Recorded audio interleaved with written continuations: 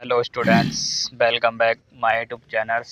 स्वागत करता हूं मैं आपका रेगुलर मैथ क्लास में। जैसा कि तुम्हें पता है कि मैं मैथ की वीडियो डल रही है, ठीक है। तो आज हम इस वीडियो में एक और वीडियो लेके आए हैं। डबल गुणा करना सीखा, यानी कि डबल डिजिट की गुणा कैसे करते हैं, मल्टीप्लाई कैसे करते हैं। तो इस वीडियो में हम सीखेंगे फुल तरीके से कि कैसे करते हैं, ठीक है। तो वीडियो के लास्ट तक ज़रूर बने रहें, तभी आपको मल्टीप्लाई समझ में आएगी, ठीक। जैसा कि हमारे पास ये कुछ नंबर दे रखे हैं और 2 डिजिट की हमें क्या करनी है, मल्टीप्लाई करनी है। यानी कि 2 और 3 से ऊपर के सारे नंबरों को क्या करना है, मल्टीप्लाई करना। तो सबसे पहले हम क्या करेंगे, 2 की मल्टीप्लाई सारे डिजिट में करेंगे। यानी कि 2 की मल्टीप्लाई 3 में करोगे तो कितना आ जाएगा यहाँ पे, यानी कि 2 3 जा कितना होता है, 6 होता है, ठीक है। 2 का टेबल याद कर लेना बहुत अच्छी तरीके से। इसी प्रकार 2 में करेंगे तो 2 2 जा कितना होता है हमारे पास, 4 होता है, ठीक। अब 2 का टेबल कितने में पढ़ेंगे, 3 में पढ़ेंगे, तो वही प्रोसेस करेंगे। यानी कि 2 का टेबल कितनी बार पढ़ेंगे, 3 बार, तो कितना 6 होता है, ठीक है। लास्ट डिजिट बचा हमारा क्या, 4। अब 2 का टेबल कितनी बार पढ़ेंगे, 4 बार पढ़ेंगे, यानी कि कितना होता है, 8 होता है, ठीक है। 2 यानी 2 का टेबल पढ़ दिया। अब हमारे पास एक डिजिट और बचा कितना, 3। तो 3 का टेबल कितनी बार पढ़ेंगे, 3 बार पढ़ेंगे। 3 3 जा कितना होता है हमारा, 9 होता है, ठीक। तो यहाँ पर हम कितना लिख देंगे, 9 लिख देंगे। इसी प्रकार 3 का टेबल कितनी बार पढ़ोगे, 2 बार पढ़ोगे, ठीक है। तो 3 जा कितने होते हैं, 6 होते हैं। फिर वही प्रोसेस करना है हमें। 3 का टेबल कितनी बार पढ़ना है, 3 बार पढ़ना है, ठीक है। 3 3 जा कितने होते हैं, 9 होते हैं। अब लास्ट डिजिट हमारा और बचा कितना, 4। यानी कि 3 का टेबल 4 बार पढ़ोगे तो कितना आ जाएगा, यानी कि 4 3 12 होते हैं। यहाँ पे हमने लिख दिया 12, ठीक है। दोनों डिजिटों को हमने टेबल पढ़ लिया, कंप्लीट हो गए। अब क्या करेंगे, जो हमारे नंबर आए इनको हम ऐड कर देंगे, ठीक है। 6 का हम ऐसे लिख देंगे, यानी कि 4 और 9 को जोड़ोगे तो कितना हो जाएगा तुम्हारा, 13 होता है। तो 13 का यहाँ पे हम लिख देंगे 3 और बन के लगा देंगे, ऊपर कैरी लगा देंगे, ठीक है। कैरी का ध्यान रखना है, ऐसे नहीं करना है, ठीक।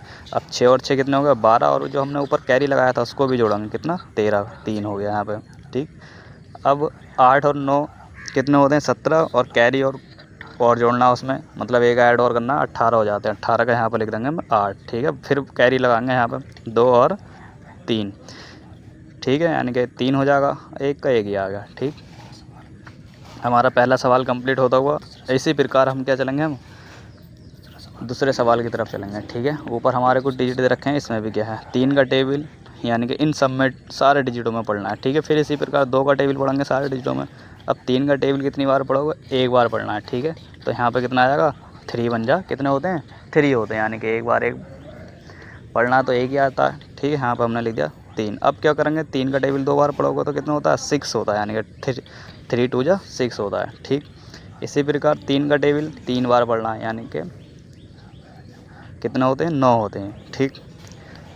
अब क्या करना है हमें, 2 का टेबल, मतलब 3 का टेबल कितने में पढ़ना है, 2 में पढ़ना है, तो 6 हो गया।